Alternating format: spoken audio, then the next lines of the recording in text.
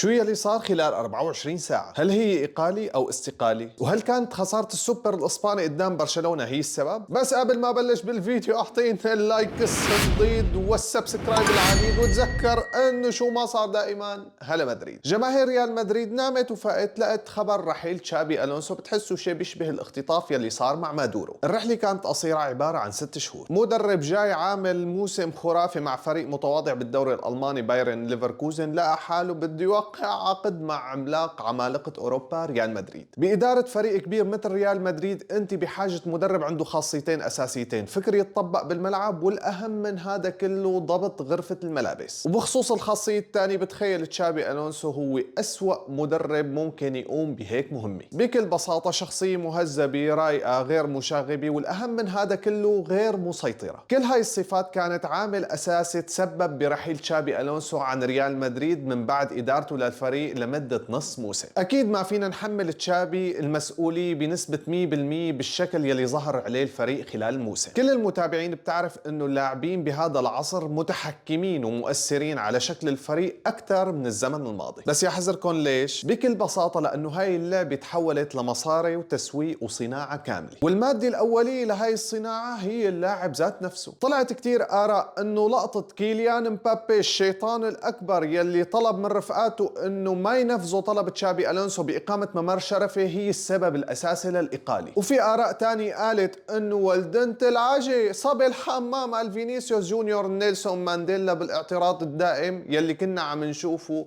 بكل مباراة وقت التبديل هي السبب. المتابع بيعرف إنه اللاعب النجم قادر يأثر على صورة المدرب إذا ما كان في تواصل صحي. بس هون السؤال، يا ترى هذا اللاعب النجم نفسه قادر يتصرف بشكل خارج عن إرادة المدرب لو كان في علاقة تواصل صحيحة بشكل مباشر مع اللاعبين؟ بدك مثال عن هذا الموضوع؟ بكل بساطة خود زيدان يلي عمل ثلاثية تاريخية رح تضل جماهير ريال مدريد خاصة وجماهير اللعبة بشكل عام تتذكرها لآخر يوم بعمرها. هذا الزلمة كان يقول لكريستيانو رونالدو بالدقيقة 70 صار وقت التبديل، ورونالدو كان يطلع من الملعب بدون ما يسوي أي اعتراض. رح يجي حدا هلا عم يحضر الفيديو اللي هلا عم تقارن عجل حمام الصبي فينيسيوس جونيور بكريستيانو رونالدو؟ رح اقول لك اكيد لا، لانه شتان بين اثنين. بس رح اقول لك كمان شوف علاقة زيدان برونالدو بباقي نجوم المجموعة. يعني شوف إدارة زيدان للاعب النجم والسوبر ستار انه قادر يقنعه انه هلا تبديلك هو لمصلحة الفريق، وانه انا عم ريحك لحتى تكون جاهز للعبة صعبة لقدام واستحقاق قادم. بكل بساطة النجم بيطلع بصافح المدرب وبيقعد على الدكة. كلنا كمتابعين بنعرف انه هذا الزلمة ما عنده عواطف مشلخة، وبنفس الوقت ما عنده اخلاق. بيدير النادي بذهنية التاجر او كرئيس شركة باحسن الاحوال. يعني بيشتغل بمنطق انه انا بمشي مبابي يلي هو الميجا ستار والفينيسيوس مانديلا جونيور، ولا بمشي تشابي الونسو وبقول له خيو ما قصرت طال عمرك، يعني اصحاب واحباب وتبويسة شوارب.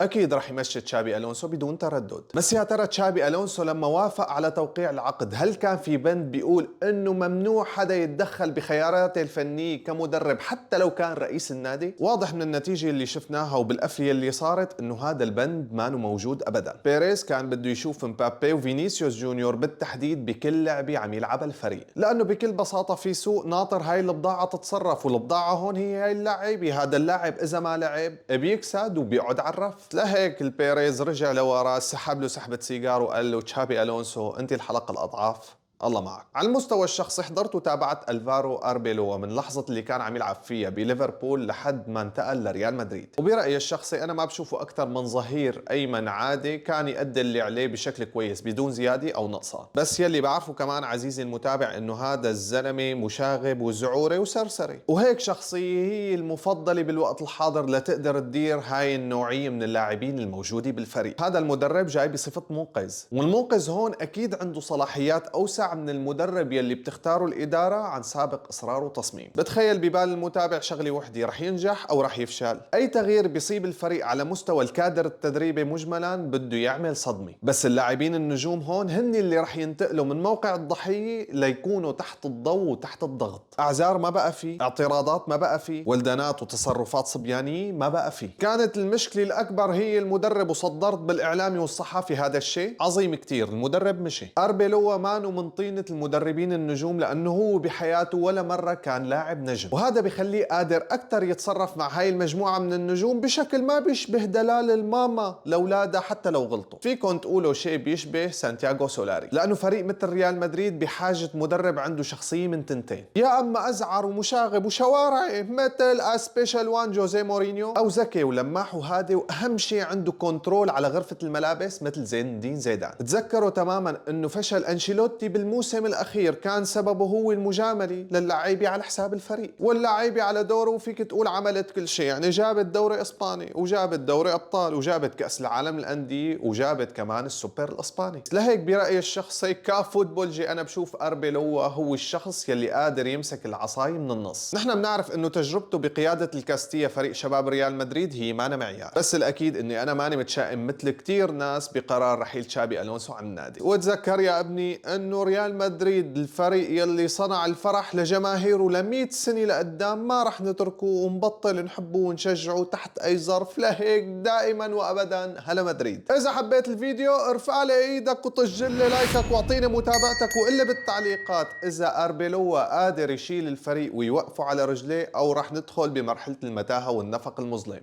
الى ان يحين موعد الفيديوهات القادمه واللقاءات القادمه، تضلوا بألف خير، سلام.